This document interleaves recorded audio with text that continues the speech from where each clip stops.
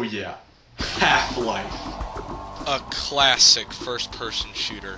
Released in 1998 by Valve Software and Sierra Online, this game took the simplistic gameplay of Doom and Quake and put it into an immersive cinematic universe. It also made the environment you played in much more interactive, similar to Duke Nukem 3D. Today though, I'm not talking about the PC version of Half-Life. Instead, I'm going to be talking about the relatively obscure PlayStation 2 console port. This version of the game was released in 2001, and it seems that most people have forgotten of its existence. In fact, this game was never supposed to actually come out either. Half-Life was originally planned for the Dreamcast, but the idea was scrapped and the assets from the unfinished Dreamcast port were put into the PlayStation 2 version. Well, let's see. Is this port good, or should they have just abandoned it after the Dreamcast version failed? Let's find out. Graphically, this port actually stands out. The graphics are dated now, of course, but this game actually looks substantially better than the PC version of the game. Of course, many people are probably already screaming about the HD model pack on PC that came with the release of Half-Life Blue Shift. And to that I say, while yes, some of the models from the PS2 version are on PC, others, such as the health chargers, are not, being exclusive to the PS2. This makes the game kind of stand out from the PC version in all ways. Now, let's talk about the controls. Again, surprisingly good. My main complaint is how auto-aim is enabled by default. However, that's a flaw with the PC version of the game as well. Otherwise, the PS2 port, for the most part, has your standard dual-stick FPS controls. All of the button placements feel nice, and I can't say that I've ever died because of bad controls. There is something weird though.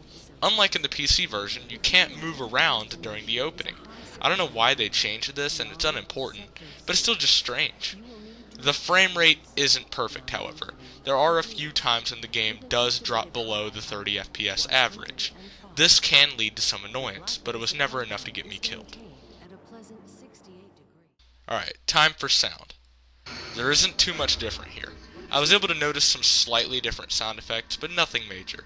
There is a unique audio track for the PS2 version of the game, though, playing during the menu screen.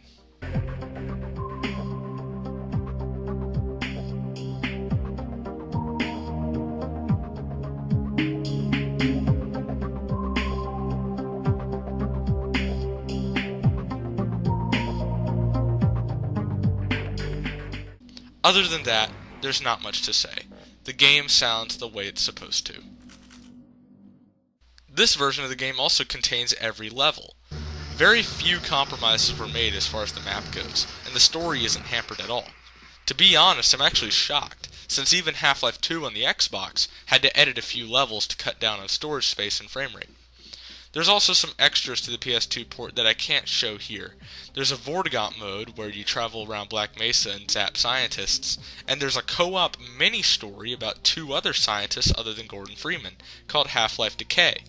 These things were most likely put in due to the lack of modding support or real multiplayer in the game. Still, from what I know, they're cool additions. Well, that's about all there is to say. To tell you the truth, I'm stunned. I'm surprised at how many features you get with this console version of Half-Life and how few drawbacks there are. It's truly amazing. This is a great way to enjoy Half-Life if you don't have a PC. Copies of this version are unfortunately harder to find, but when you do, they're usually pretty cheap. I recommend that anyone who cares to play Half-Life at least once should get this version if they somehow can't get a PC copy or if they don't have a computer.